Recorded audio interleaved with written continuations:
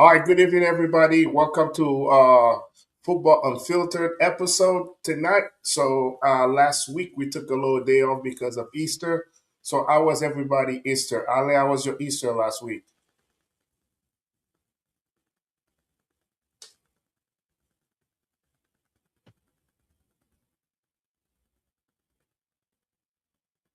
We can't hear you. So Alex, how was your Easter last week? My Easter was very well. I went to church, had some good food, had a party, and yeah. How about you? It was good. Actually, on that day, I was traveling back from Florida from spring break with my family. So it was a good Easter. I think the kids had a great time in Florida for spring break. So we had a good time all together. So I'm glad to be back. Tonight we had like football unfiltered, no filter, no script, just football. Alain, can you hear us? Yes, I can hear you. Can you hear me now? Yep, I can hear you now. So, Awesome. how was your Easter, buddy? My Easter was great, man. Spent some great time with the fam and, celebrated Easter. Ate well on Easter Sunday. So now we're ready to go. All right, so we got some hot topics tonight. Obviously, Lyndon Donovan was in the show with Rich Eisen, and then he was talking about. Obviously, it came from the performance of the U.S. team uh, during the friendlies, and obviously they were talking about the state of the U.S. national team. And I know Ale is very passionate when it comes to talking about the state of the U.S. national team. So he made a comment, but it was more into the youth soccer. He said the youth soccer is broken, so we're gonna get into it. Obviously, last week we had the USL first leg for the quarterfinals, so we got the USL coming for the second leg. We had some great results and not so great results for some teams. So we're gonna dive into it. I'm gonna make Alex Day tonight. So we're gonna talk about Italy. Italy did not qualify for the World Cup, so we're gonna talk about what went wrong. And last thing, we're gonna talk about the World Cup tickets prices. What's going on with all these expensive tickets, and what should fans should do with 2 months left before the World Cup. So stay tight with us. We have a packed show tonight, and we're gonna start with the first comment that I made about Lyndon Donovan. So Lyndon Donovan doing a sit down with Rich Eisen. When they were talking about the state of the United States, but he goes, he said, no, it's not even the national team right now. He kind of went into youth soccer right now. It's broken. So Ale, I know you used to coach your son when he started playing soccer. So, do you agree with what Lyndon Donovan said? Yeah, I not totally. I think right now, I don't think it's broken. I think maybe the priorities are misaligned. I think we're not focusing on the right things. There's a lot of um, we talked about this before where I feel like the incentives are not there. I think we're prioritizing the wrong types of behaviors. I feel like soccer in the US is more commercialized and more about making, profit, money versus actually encouraging the young folks to build their talent and making the game accessible for everybody. So for me, I feel like, and we talked about this, coach, before, you're Hmm. never going to be able to compete at a highest level if you don't make the game accessible for every single kid to play. If you don't make, those training programs accessible to l- to parents, to kids that are living in those areas that cannot afford the sport, you're not going to have enough talent to grow the game. So I feel like, the priorities are misaligned. I think there's ways we can improve that. We can change the dynamic. I Okay. think there's a lot of work structurally that can be done to spread Hmm. soccer across the country. I don't think it's too late to do it. We just have to start thinking long term versus short term profits. I think if we start doing that now, we'll be in a better place in the next 10 years, just like a lot of major programs did it. Germany had when they face issues in the past, they restructured their programs and they're doing much better.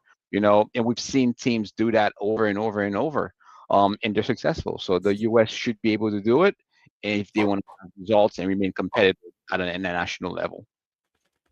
So, Alex, you playing youth soccer right now. So, so let me ask you this question: are you playing soccer with the objective to be playing in the MLS? Well, not really. I mean, when when kids my age play soccer, it's normally not for the MLS, but I'm talking for about bigger you. leagues. What you thinking? Oh, What you me? thinking? What about you? What you thinking? Oh, me? Yeah.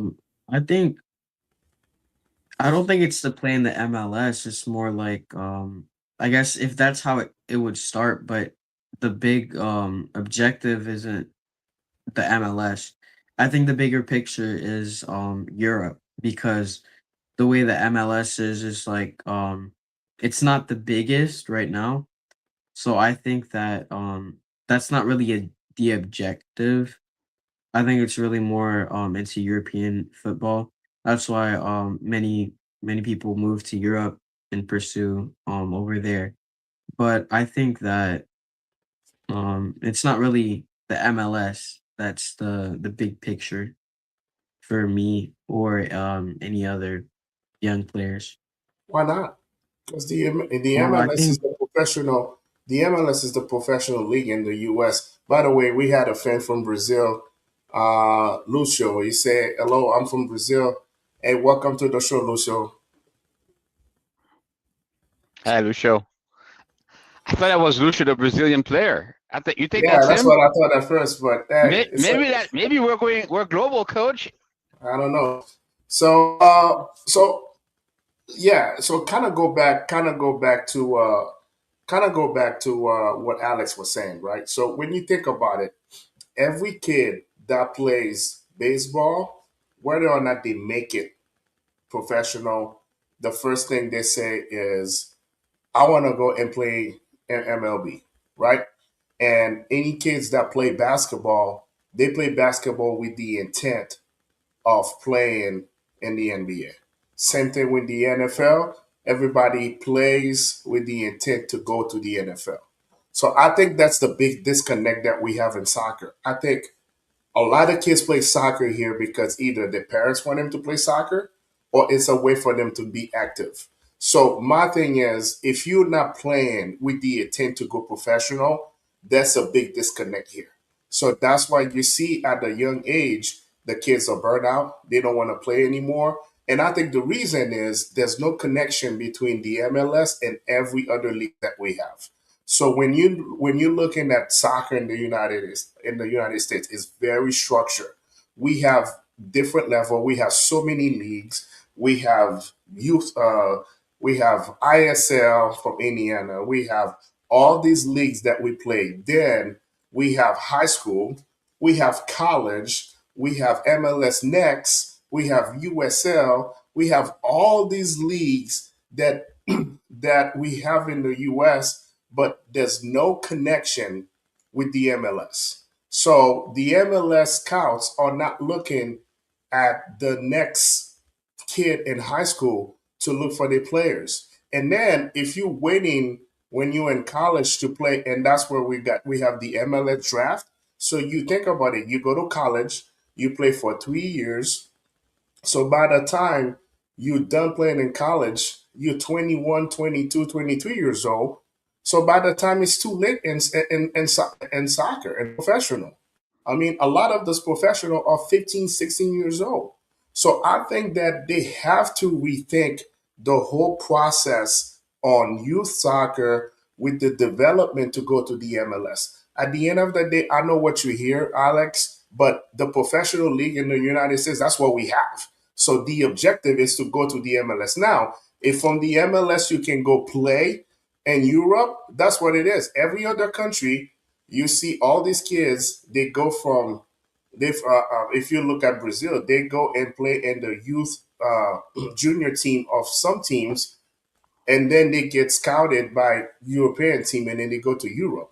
but they all wants to play at least in the professional team. I think that, I mean, it's not something that it can be changed overnight. And then you see it in the national team.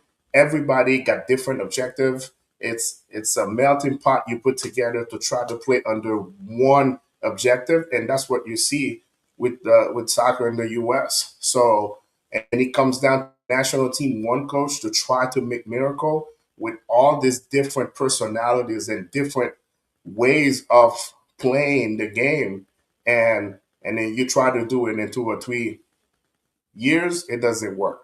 I think I know when you think, Ali, I'm kind of glad that you mentioned what happened in Germany, but what happened in Germany was like a 10 years project, 10 to 15 years project. So they gotta think about that from the U.S. Put together a project that's gonna take 10 to 15 years and see what go from there. So Ale, kind of go back to what you were saying. Is it a reason that one of the things that Lyndon talked about was when he was playing in Germany, he said that the best coach that he was like about 60 years old, and then he was coaching the young team because they understand how important it is for the development of the kids. So they put the best coach for the younger team. Do you think that's something that the the clubs in US need to think about? Definitely. I think it's key here. Giving the kids strong fundamentals at an early age, that's what's going to produce the type of talent level that we'll need in the future. I can tell you, as a matter of fact, I know people that have never played soccer in their lives because their kids are not playing soccer. They end up becoming coaches of those teams. Yeah, It's just I don't understand this. Like I have close friends of mine, their kids play baseball, they play hockey, and then soccer season is about to start, and they're suddenly coaching a soccer team. So where are they getting their trainings? Where are they getting like the seminar? What are they doing? How who decided that those folks could become coaches? The reason why they're becoming coaches is because we are making this soccer environment a profit center, and that's what's happening. We are using the talents of kids that can afford to play, and that's a very big deal. That's a very big deal. So as long as I have my 10, 15, 20 kids that I can create my little soccer league, and their parents in my neighborhood can contribute every month thousands of dollars, for a season, then we're gonna keep having those teams play. So I feel like that's the big differentiator. And also, I don't think we're developing the kids to be, how can I say that, to have those high creative instincts like you see in Brazil, like you see in Argentina, like you see how those South American teams are playing, even in Europe, even in France. Those kids are talented. And what you're seeing here, I feel like sometimes when I'm looking at the US team play, you would think it's a team that's built up. They have a framework, they have plays, they have a strategy. It's like you're looking at American football. If you go yeah, left, you go right past the ball, and they're becoming robotic. You don't feel there's any creativity. There's nothing happening here. They cannot improvise, and that for me, it's a big hurdle. And I think it's not the kids' fault because that's how they were brought up. To your right. point, you don't have those coaches that can instill that sense of creativity within those kids. So when they grow up, they cannot impress or impose themselves on the soccer field. And I think that's a big problem. Yeah, you're right. I think one other thing that, because I'm currently coaching, at the youth level. So one of the things that you see is we have the infrastructure here. So we have beautiful fields. We have everything that we can, we have everything here, right? So, and I think that a lot of times we fall in love with the width of the field. We fall in love with the fact that we have two goals and everybody wants to take shots on goals. I mean, it's one thing that I always talk to my kids before practice. Everybody want to take shots. That's all they want to do. They want to come in and take shots. And I asked him a question. I said, so when you play a game, how many times you have the opportunity to take shots on goals? And for the most part, if you think about it, it's less than 10%.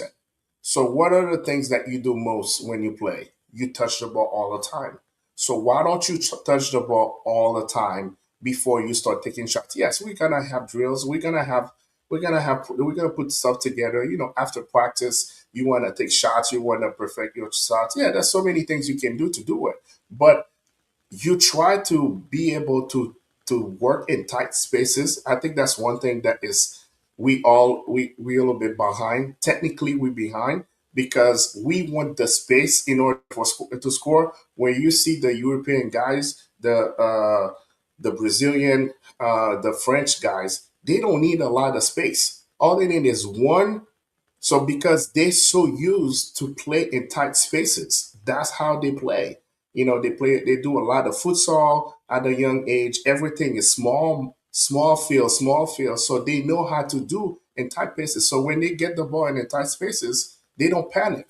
That's how they're able to dribble all over the place. That's why they keep the ball all the time instead of losing the ball, because here we're so used to just use all the space and then try to take shots 20 yards and 50 yards, and don't make any sense. So anyway, so I think the biggest thing is obviously we can say all those things when it comes to the youth soccer and everything.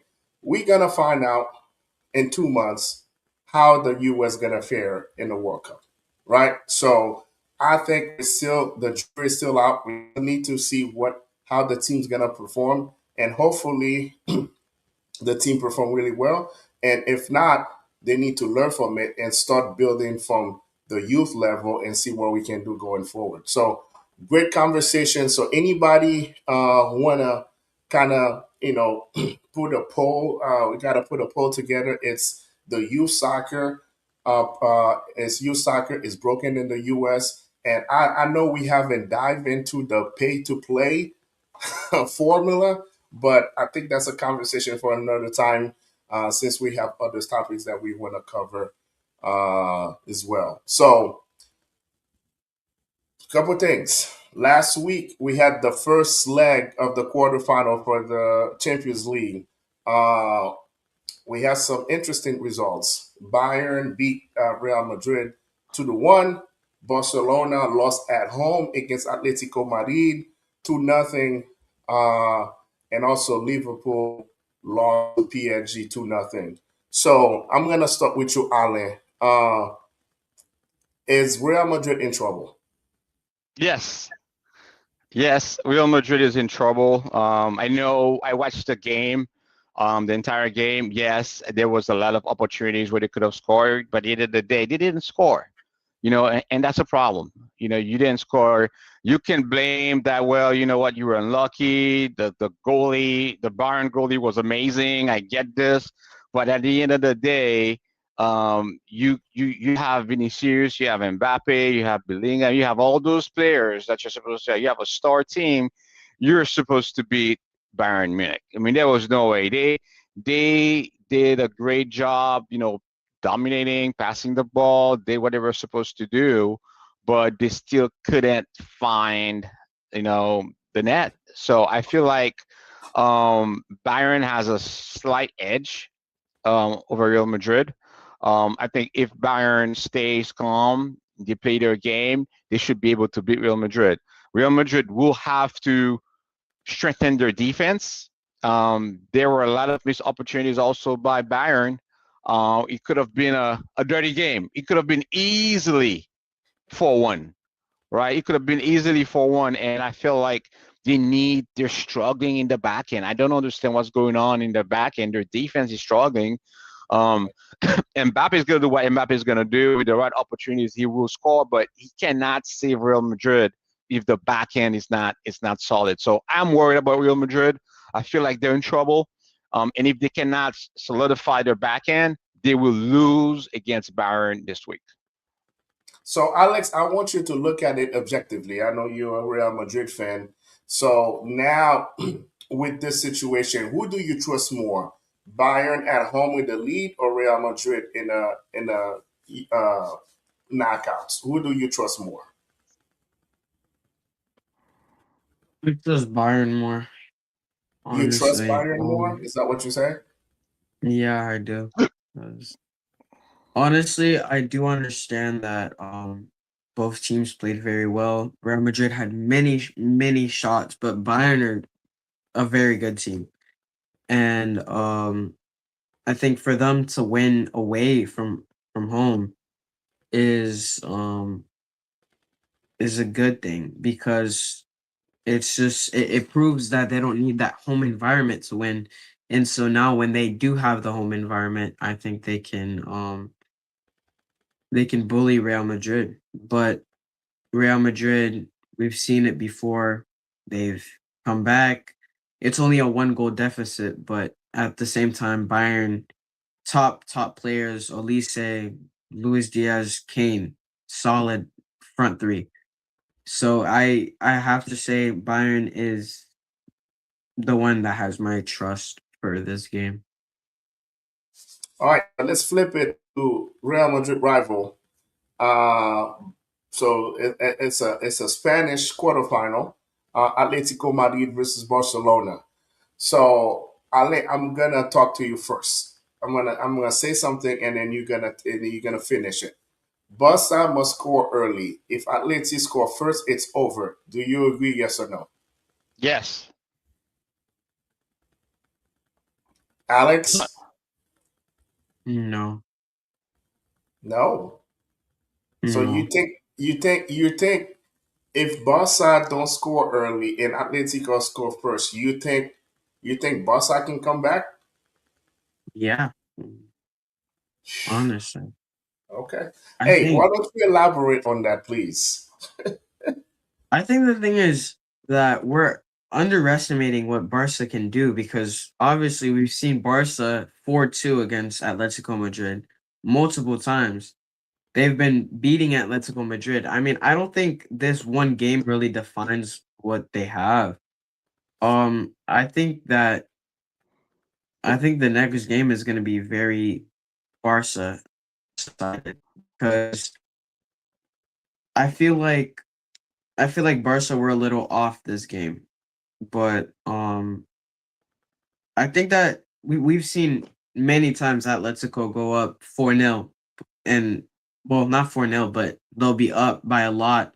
They'll score first and then Barca comes back. And we've seen it so many times this season in so many different competitions. So I think that I don't really think that Atletico Madrid scoring first is a problem. I just think that it's Barcelona finding their footing and being able to come back from two goals. I'm sorry. I think Alex is underestimating, the level of soccer that those guys are playing. We're talking about, UCL here. It's a major tournament. Atletico Madrid has the unique opportunity to make it to the semifinals here, right? And I feel like, if they have a solid defense structure, they manage the games, they remain emotionally balanced, and they put Barcelona into the defensive, they could counterattack and score multiple goals. I feel like Atletico Madrid is actually in a better position, and it's not about what we've seen in the past. Before we're talking about the now. Today is a different game. It's a different environment. The pressure is different. The confidence level is higher. Atletico Madrid, Diego Simeone, he needs it. He needs to get through this for his legacy. So I think there's more at stake here for Simeone than any other coach currently in Europe. And I feel like this could be actually Atletico's year to finally eliminate Barcelona. I mean, I agree with you, Ali. I think so. One thing I see that uh, I think the loss of Rafinha is very big for Barcelona. So I think Rafinha is the engine of Barcelona, and when he's there, the team play at a different level. To Alex's point, have we seen those games before where Atletico it's up by a lot and Barcelona comes back and win the game? Yeah, we've seen that before. And I think the only thing that's working for Barcelona is there's no away goal like we used to have back in the days. So it's whoever scored the most goals win. But the fact that Barcelona lost 2-0 at home have to go to Atletico Madrid to play and try to beat them 3-2, 3-0. I 0. Yeah. think, yeah, I think it's a tall feat, right? And Atletico Madrid knows they play in Barcelona, and I'm not saying that they're gonna play, they're gonna be on the defensive side, but they understand the magnitude of the game, so they're gonna be ready for the game. So, but at the end of the day, you gotta play, and I think the fact that Kubasi is not gonna be playing that game because of the red card. So now that's one. I think that's one of the problem of Barcelona is the defense. So I mean, everybody wants to talk about Lamine Yamal and all those guys, but defensively, Barcelona is very weak. So when you don't have the catalyst of your defense and Kubasi out because of red card, and I don't know, I think if Well, Barcelona actually, comes back, I think if Barcelona comes and then they score right away, I think it's gonna put some pressure on Atletico Madrid. Now the game is wide open. But if Atletico score, now Barcelona have to score 4 goals to win. I think it's very, I don't know. It's not happening.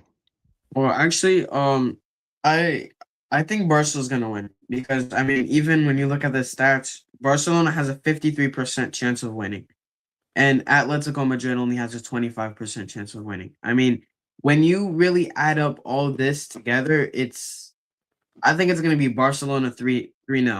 Atletico Madrid's not gonna win this one. I don't trust Atletico Madrid to be doing all of that work. It's like we've seen it again this whole season, very unpredictable. You never know what's going to happen. I think that this one was a good game for them. Red card. It didn't really change the game, the red card, but at the same time, it helped them. And it really lifted their spirits. When they scored the first goal, Barcelona had their heads down. And they scored the goal right before halftime as well with a screamer from Alvarez. So I think that really put Barcelona in that mindset. But after the halftime break, they got one late goal, and then Barca were playing fine the rest. So I think honestly, Barcelona's gonna win this one. I don't think Atletico Uh, Madrid's gonna win. Alex, Alex, I have a question for you because I don't know how you come up with your statistics. 53%, that means they have a Just 47% chance of losing. So let me tell you, if I gave you a cup of water and I told you you have a 50% chance of getting a stomach ache, would you drink that cup of water knowing there's a 53% chance of you getting sick? because that's 50. Hey, Never Fif- mind. hey, man, I'm, hey, I'm, hey, I'm confused. uh, I mean, that's Well, exactly hey, we're not. that's not even. It's 50-50. That's different than 53 to 25, Ale. That's Okay. different. If I said it was 50% to 50%, that's different. The How? probability is way higher when it's 53 to 25. Okay. And the extra All right. 22% is to Barca to win in extra time. So I don't really get what your theory is. Like I don't it's really just luck at some point. It's just probability. And Barcelona is more probable to win. So it's not 50-50. It's more like 75 to 25. all right. Okay. Oh, this is funny. But you know what, Alex? Obviously we're doing this show. Obviously everybody who's been watching the show know that I'm a big Barcelona fan. But in the show we have to talk objectively. So with what I see, with what I saw in the last game, and even even yesterday when Barcelona was playing against Bilbao, I mean, the game was 2-1 going in the last 10 minutes of the games, and Barcelona, Lamine Yamal scored one goal, and next thing you know, and then the score was like 4-1. But when you look at it, it was like Barcelona was dominating the whole game.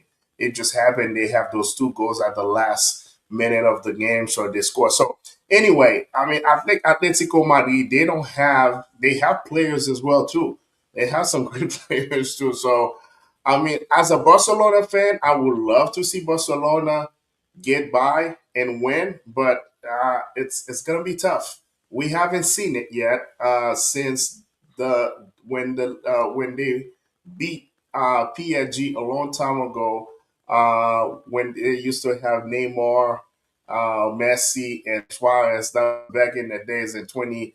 I was at 2015 or 2016. That was the last time we saw Barcelona came back and do that. So it's been a minute. It's been more than 10 years. So I would love to see it. And the score 2-0, they can win it, but I don't know. Let me see. So I know we got some fans that like to jump on on the podcast on the live. So unfortunately, we cannot bring people live. It's not like a Facebook live. We cannot bring people live. But if you want to be part of the show, we also on Instagram under Football Unfiltered.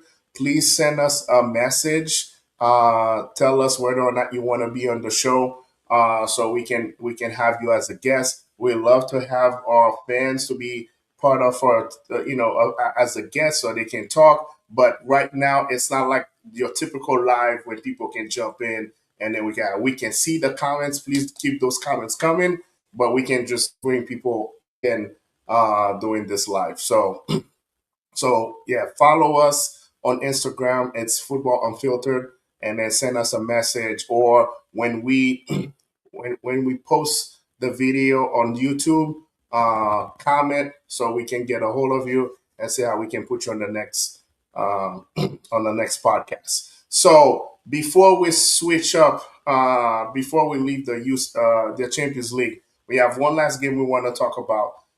Is Alan's team, PSG. They won 2-0 against Liverpool. So Alain, how you feeling about that? You feeling good? I'm feeling great, coach. I feel like PSG is looking good, man. It feels like they're getting back their old rhythm from last year. Out of the four games that I watched last week, I think they look the most impressive. Okay. They're connecting, they're passing, the goals are strong. And I feel like they just have to maintain. We don't want any injuries. We don't want anything crazy, but they look solid. I have to put them right now going straight to the finals. They're on my list to go to the finals this year. So I'm very happy what I'm seeing. And Dembele continues to be the leader of the group. So I like what I'm seeing a lot. Yeah, they look strong. They look strong. They play like the defending champ. That's for sure. So they play like the defending champ. Do it. It's unbelievable. Vitinha. I mean, holding the midfield. I mean, this guy. I would say him and Pedro probably the best two midfielders right now in the world right now. But yeah, you're right. You're absolutely right. They took care of business, but Liverpool gonna be playing at home, so Alex, I know you're the optimistic guy. Are we gonna see a miracle at the infield from Liverpool, or can we just call it a wrap? Call it wrap. 5-0. Liverpool are not winning this game. PSG, they absolutely changed absolutely nothing from their team from last year. It's the exact same team, and I think they're they're probably gonna win it again. But I mean, that's pretty far from now. But it's the exact same team from last year. There's literally like no changes except for Drew, but he's not really a starter anyway. So Mhm. it's pretty much the same team, and they're just reapplying the basics that Luis Enrique has been enforcing onto the team, and he's been playing with that great positioning. And I feel like the players, obviously Desiree Doué, beautiful. I mean, he's been going crazy. And it's not even really like he's just like he's just taking care of his job. He's just doing his job. He's not doing anything extra this season. Last season he was a little extra, doing a little more than needed, but this season he's really just trying to take care of business, and win the games and score. But obviously beautiful from PSG. Um, Liverpool, great team. They're not making it though. I think PSG really have to be studied. They've been doing amazing this whole season. Probably gonna win League One again, and then pretty much everything they keep doing. Probably gonna win the treble. But yeah, Good. So Arsenal, we're not gonna get too much into Arsenal game. I think Arsenal put themselves in the right position to be able to go to the semifinal. So I think I don't know, might be the year for Arsenal. So we'll see. Anyway, not to bring all wounds. If you're fans of Italy, so that's the part that you have to put the earmuffs because we don't want to bring all wounds. But we gotta give Alex his props. He was the one that called it. He thought that even though he was debating, he was going back and forth. He was so indecisive about it. We had to put him on. We gotta put him on blast. We had to put him on blast and say, "Hey man, you gotta make a decision. You can't just go here. You gotta make a decision." So anyway, but he finally made a decision and said that Italy gonna get bounced. And actually, Italy got bounced. So what went wrong? What went wrong in that game, Alan? What went wrong? Alex was right. Alex was right. I mean, I have to give him full credit. I thought they were going to be able to pull it up, pull it through, and the soccer gods were going to help them out. But they buckle under pressure. They couldn't take the pressure, and I think the idea of missing a third World Cup in a row finally got into their heads, and they couldn't shoot a penalty kick for anything. It was a complete disaster. They led, and after that, they lost control of the game. Honestly, I think there's some serious concerns from the Italians. What's going on? I was shocked. So I'm gonna let Alex talk about this because I'm speechless. I don't Still get in it. shock? You still I in don't. shock? How can you be winning? How can you be a World Cup champion 4 times in your history and you've missed 3 consecutive World Cups? I do not understand it. I'm out I of words. We talked about it earlier, but I'm not gonna want to ash it out. But I think Italy has a talent problem. But since you mentioned Alex, I'm gonna have Alex. I'm gonna give him his flowers. So Yeah. Alex, what went wrong? What went wrong for Italy? And Um, you need to elaborate. Don't just say, "Hey, this Yes. is this." I call it. You need to elaborate and say exactly what went wrong and why you thought Bosnia was the better team to move on. honestly, I think that I knew it was gonna happen because Italy are very inconsistent. Like you can't be losing to Norway and 4 years before you won the Euros. It doesn't work like that. You can't be winning against teams like that and just lose to Norway. Like I have no hate towards Norway. It's just Norway should not be beating Italy 4-1. It doesn't make sense. It doesn't make sense to me.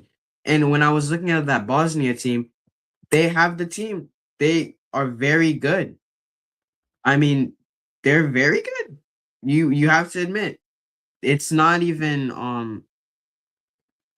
it's not even that.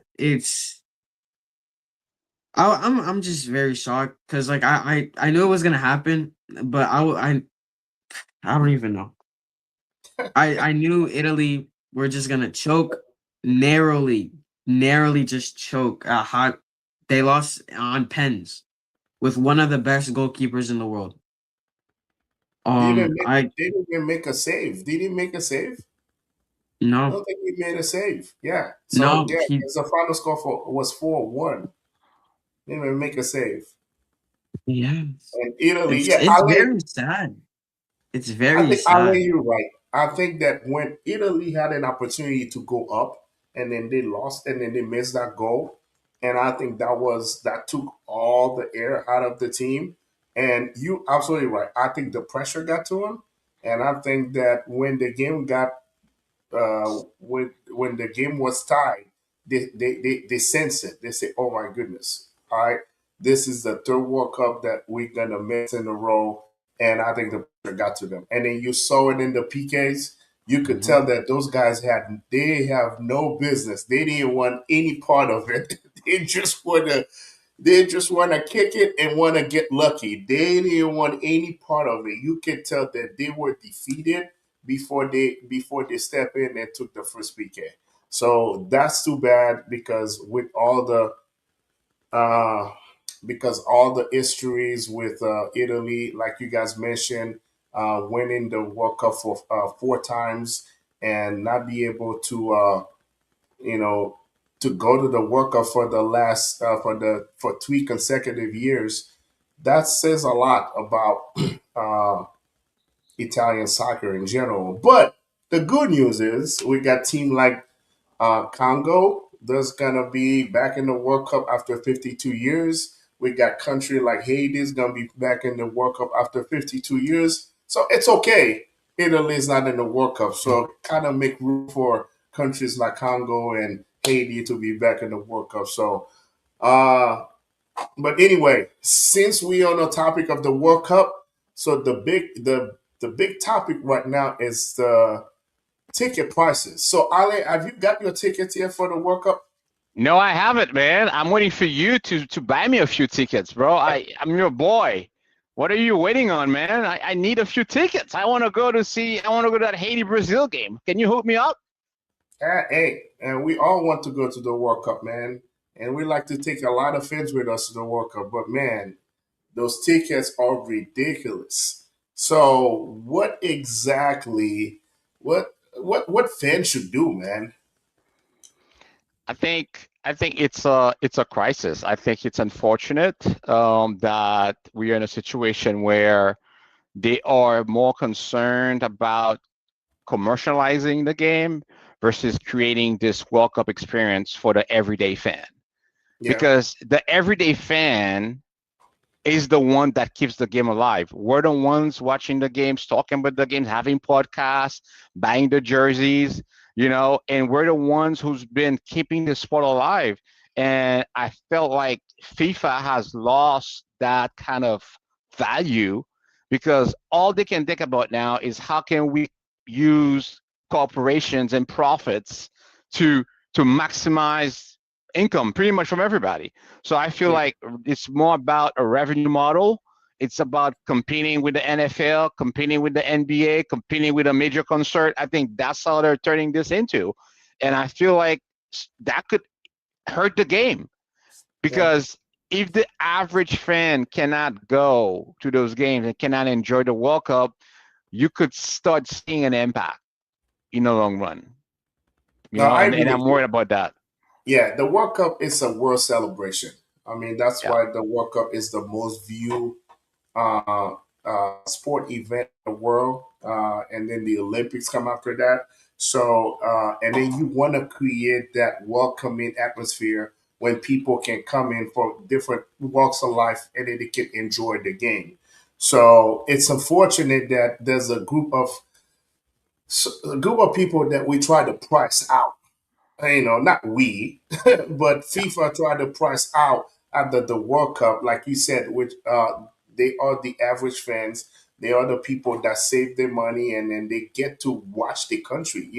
You're looking at a country like Haiti, for instance, in Congo, that hasn't been in the World Cup in the last 52 years. So this is a great opportunity for Haitian and people from Congo to go and watch the country play in the World Cup because they usually cheer on for other countries. So this is a prime opportunity for them to actually cheer for their own country. Now with the prices so high, it make it so difficult to do it. So what my advice to people, don't go in debt. Because when you're looking at, I know it's a one in a lifetime experience.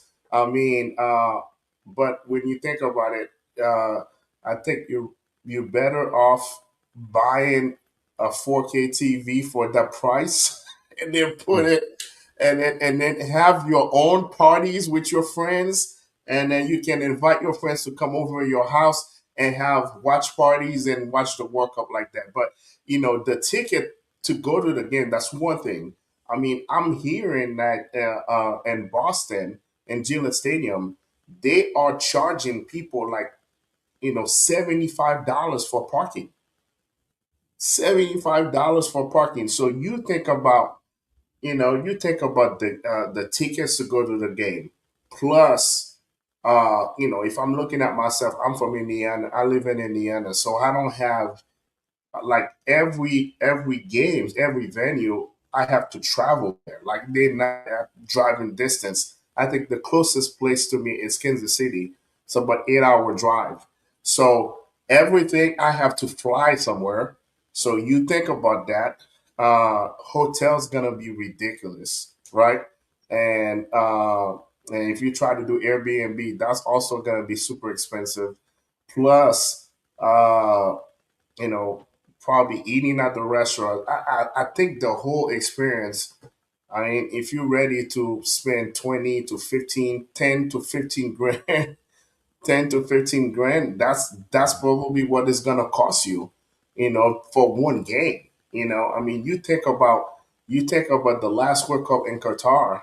The people, they were able to watch 3 games in one day because because Qatar such a the games were so close proximity, so people can go to 3 different games. They have enough time to just go to 3 games. Now, with us in the US, I don't think you can do that. I don't know if you can go in 2 or 3 different games unless you have the means to do it. But most fans can do that, right? I mean, you think about people coming, traveling from other countries, to come to the United States, and they have to convert their money into US dollars. I mean, you think about how much money they're gonna be spending. It's ridiculous. So hopefully FIFA can do something for those prices, and see what we can do, and then go from there. So anyway, anything else you guys want to add when it comes to the World Cup prices? Alex, do you plan on going? I don't know. Honestly, the last World Cup, I think the prices were like 11 to like a thousand and something, right? Because yeah, last World Cup the prices were way lower. And yeah, it was better. Honestly, I feel like the World Cup is just. I feel like it's gonna be full of people who want to go to a World Cup but don't really know about the World Cup, and it's like less passionate fans but more upper class people, honestly, because it's gonna be a lot of money. Especially you have to fly if they're in proximity to you. Have to buy food, get a hotel. The hotels are gonna be hell. Like you're gonna have to be really trying to find a hotel. Most of them are probably gonna be booked. Um, but yeah. Like I said, get a.